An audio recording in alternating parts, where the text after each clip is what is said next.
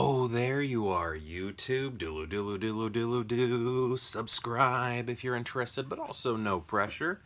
Hey, I just finished watching. Well, here, let me give you a little bit of a story here. So, if you've been following the channel for a year or more, you know that every October, my wife and I, we set up a Halloween Advent calendar where we put, instead of little pieces of candy in the countdown calendar, we put slips of paper that have movie titles on them, and then we watch that movie.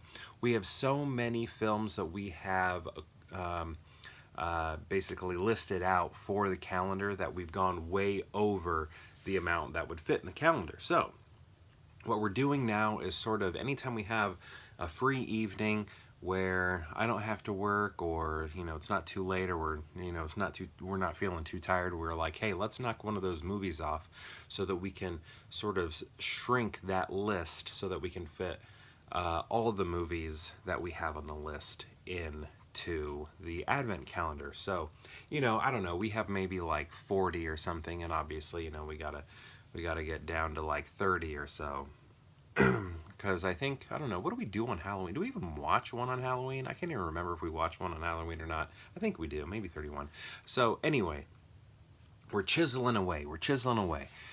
Today, the movie we took off the list was The Watchers by Ishana Shyamalan. So we are big M. Night Shyamalan fans here in this house. We love his films. We cheer him on. We root for him. We do believe he's made some terrible movies, but the movies that we love heavily. And yeah, it was really exciting. We just saw Trap, which had another one of his daughters in it, but this movie is directed by Ishana Shyamalan, and so this movie, okay, so it's hard not to compare to Ishana's work to her father's work, but I felt like I really loved the beginning of this movie, in the sense that it felt like one of her dad's movies in a way. So the score for it sort of had a James Newton Howardy feel to it at the beginning, like it was giving me some like Village vibes, maybe some Signs vibes a little bit, going maybe even a little Tiny Lady in the Water vibes a little bit. I mean, just all the early work, the best early work, and also some of the ways in which it was filmed. Now, this movie stars Dakota Fanning, right? And when we're sort of being introduced to Dakota Fanning, she's interacting with other people, but I love the way she shot Dakota in these scenes as she's interacting with other people, because all focus is supposed to be on Dakota in this time. So when she's interacting with these other people, even if they have dialogue, they are out of focus. So we're not dealing with some sort of deep focus here. It's just focus on Dakota Fanning, and everyone else is all blurry, right? Even if they are speaking. And I really loved that. And that's stuff that we've seen, or something similar that we've seen in her father's films. And I thought a lot of the cinematography was great, especially early on when we're getting some views of the forest, and again, the introduction to Dakota Fanning, and some of the ways that we're looking at what's known as the coop. I don't know, I guess I should probably tell you a little bit about the movie, but a lot of that was shot really well. I really liked that. Especially in the early portions of the movie. I think that was some of the strongest cinematography throughout the film. But anyway, I'm not even sure how we get to Dakota Fanning ending up in the situation that she ends up in. Like, it doesn't fully make sense to me now that I think about it, but she has this bird that she's supposed to be transporting, and as she's transporting it, she gets lost, I guess, but it almost seemed like she was supposed to go in that direction, or maybe she was led in that direction intentionally, but I don't fully understand why or how. I think that was a bit of exposition that I either missed or doesn't exist, even though this movie is quite exposition heavy. I might have missed that part, but anyway, she ends up in this sort of creepy looking, majestic, enchanted forest, right? And then she's getting lost and she's trying to get out of there. Her car like disappears and all sorts of stuff is happening, right? And um, as she's wandering in this forest, she ends up on this in this like a little fortress area with a giant window on it, and it's called the Coop. There's currently three other people in there right now that have been there longer. I believe one of them has been there like around 5 months, and we don't really know the other two, but one of them has been around there for a long time. And basically, while they're in this place, like she learns that she has to be inside this place before the sun goes down. She's, her time is her own and it's free in the forest during the day, but when the sun goes down, she needs to be in that place because it is impenetrable, it's strong. These creatures that live in this forest can't break in, right? And what these creatures like to do through the giant window, they just like to watch and observe you as you're, just being normal, sitting around, watching TV, sitting around, eating, sitting around, doing nothing, sitting around, listening to music, sitting around, dancing, doing that sort of stuff. They like to watch and observe. So she's in this little trailer house with a giant window being observed by these people or these things at night. And then again during the day, free to wander, free to do whatever, but can't quite find a way out of this forest. It's like it just keeps repeating itself. She can't get out of there. And others were like, we've tried this. You're not going to get out of there. But so what I got, I think a lot of the movie is really interesting.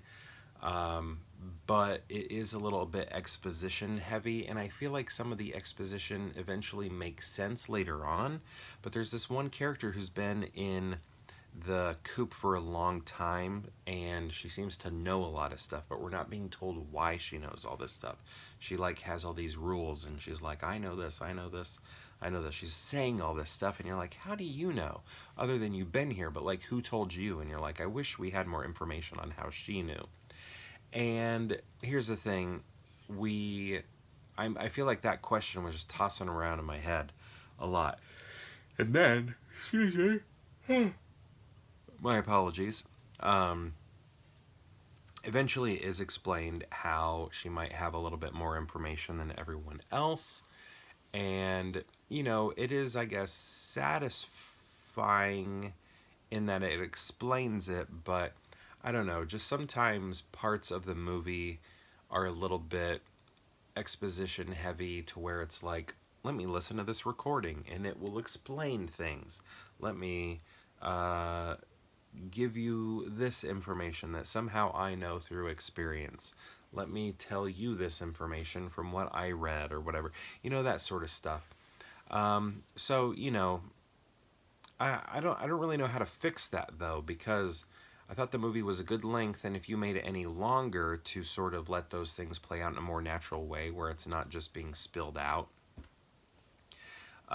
then it might feel like a movie that overstays its welcome. So I think this might have been the best route to go through the types of exposition that was happening. But I can see, and myself included, as you're watching, you're thinking, here's another, explanation dump here.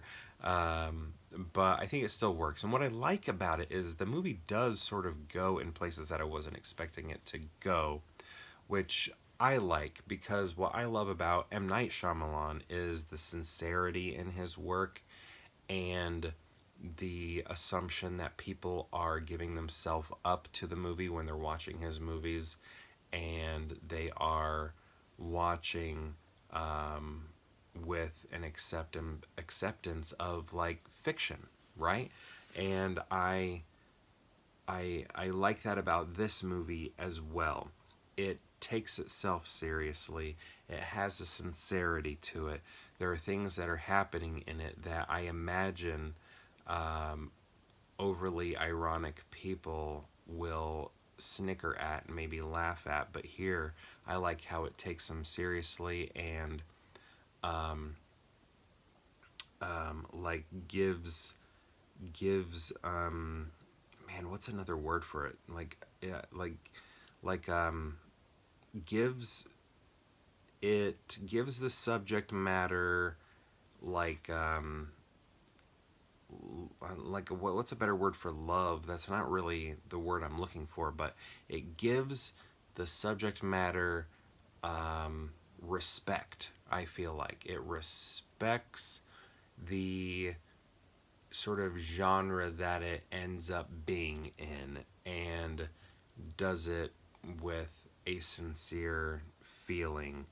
And I like that because that feels like M. Night Shyamalan, and I think that's a really cool thing that he's passed on to his daughter, that she treats the genre that this is in with respect and not silliness, and I like that. So that was cool. So basically, I and overall did like the movie. It did feel a little exposition-y here and there, but I don't know if this is her first feature. I believe it's her second one, but I think it's maybe the first one that has had a wider release. We watched it on Max, HBO Max, the HBO streaming service, and I believe it's a recent drop onto the service. But I am happy that stuff like this is getting made, and I'm excited to see what she does in the future. And